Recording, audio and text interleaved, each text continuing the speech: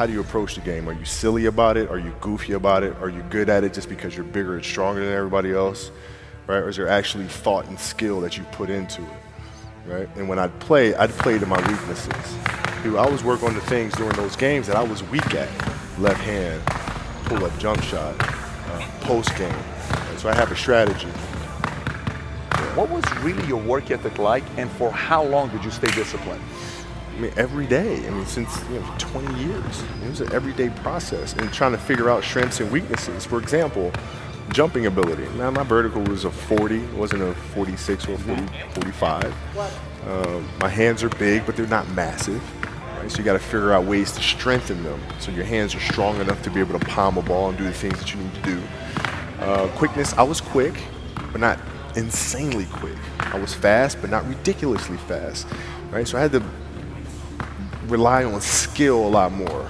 I had to rely on angles a lot more. I had to study the game a lot more.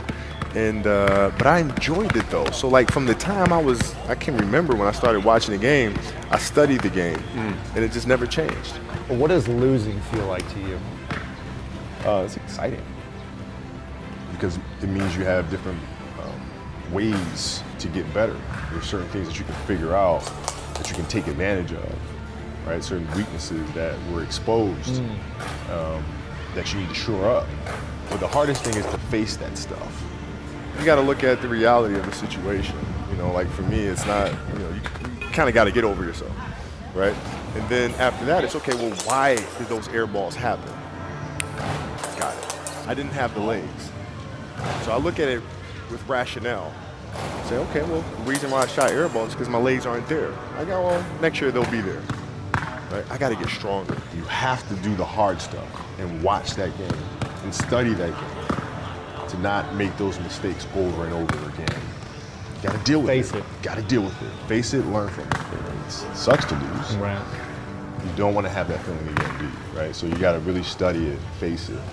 And not to say you'll win the next time you face it, but at least you'll give yourself a better chance. Yeah. It's an obsessiveness that comes along with it. You want things to be as perfect as they can be, understanding that nothing is ever perfect. But the challenge is try to get them as perfect as they can be. And what can you do? It's in your control. So control what you can. I don't know if that's what you call the mindset. How would you develop that? Well, when did it start? It started in middle school and high school. Because a lot of the kids that I was playing against were inner city kids. So you're looking at me as if, okay, this kid's soft. They felt like they could try to be physical, try to intimidate me, do all sorts of stuff. Right? Trying to attack me, how am I going to attack you? How can I mentally figure out ways to break you down? How can I show you that, no, I have the edge? And what would you do to mentally break people down then? One of the things I would do is, while everybody would be at the cafeteria, eating and doing all sort of stuff, I'd just go back to the gym. And so that was my way of showing them, you're not going to outwork me. Wow. I see a lot of players take vacations with other players that are close friends. And we'll just take vacations just to take vacations, or just hang out just to hang out. Like I never did that. Why not though? Why didn't you do that? Well, because when I retire, I didn't want to have to say, I wish I would have done more. I don't want that. I played games with the flu. I played games with 102-degree fever, man. And we had a game against Toronto in 2000. And Vince was tearing the league up. My back was jacked. So I would be in the layup line like, okay, there's a lot of days where you can rest and recover. Today ain't one of them. Your back can bother you any other day. That ain't bothering me today. He gonna have to see me today. You're playing against the Golden State Warriors. You're about to take your shot, and then all of a sudden, boom, Achilles happens. A friend of mine, Nima, he says, I have no clue how the hell this guy did it. He went and hit the free throws, and then you walked off the stage. How the hell do you tolerate that kind of pain? I use this. I tell this example, and I think this is the best way to explain it. You have a hamstring injury, you pull your hamstring really, really badly. You're at home, all of a sudden a fire breaks out in the home. I'm willing to bet that but you're going to forget about your hamstring. You're going to sprint upstairs. You're going to grab your kids. You're going to make sure your wife's good. You're getting out of that house, right? And the reason is because the lives of your family are more important than the injury of your hamstring. And so when the game is more important than the injury itself, you don't feel that injury.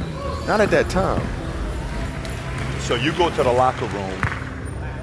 Then one of the reporters says, but if anyone is going to get through this, it's probably you, right? You put your head down and you say, oh, man, right? And you have tears in your eyes. Yeah. What were you thinking in that moment with all that pressure? I was thinking, like, I don't know if I can do this. I don't know. There's so many factors. There's the surgery that has to take place. The surgery has to go well. And then thinking about what that process of recovery is going to look like. It's a long one. Do I want to do that? I don't know if I want to do it. I don't know. You don't know if you want to do it, or you don't know if you are going to be able to come back from it? Both. Oh, like, both. I don't know if I can do it. I don't know if I want to do it. Got it. But I went in the trainer's room. My kids are in there. And, you know, they're looking at you and stuff. And I'm looking at them. And I'm like, you know, it's all right. Dad's going to be all right. As a parent, you got to set the example. You got to set the example. This is another obstacle. This obstacle cannot define me. It's not going to cripple me. It's not going to be responsible for me stepping away for the game that I love. I'm going to step away on my own terms. And that's when the decision was made that, you know what, I'm doing it. Yeah, you got to lead by example. As parents, you got to lead by example. You want your kids to do whatever it is they want to accomplish in life, you have to show them. You do the work, you work hard enough, dreams come true. You know that, we all know that.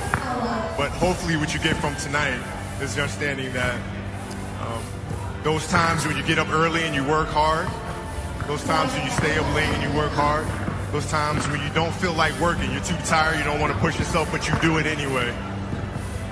That is actually the dream. That's the dream.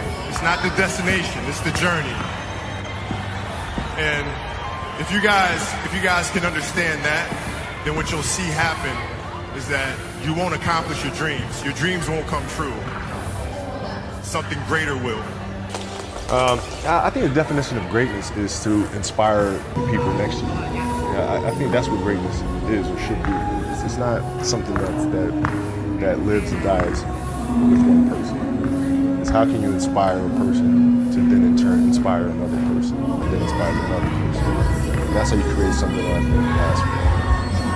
I think that's our challenge as well, is to figure out how our story can impact others.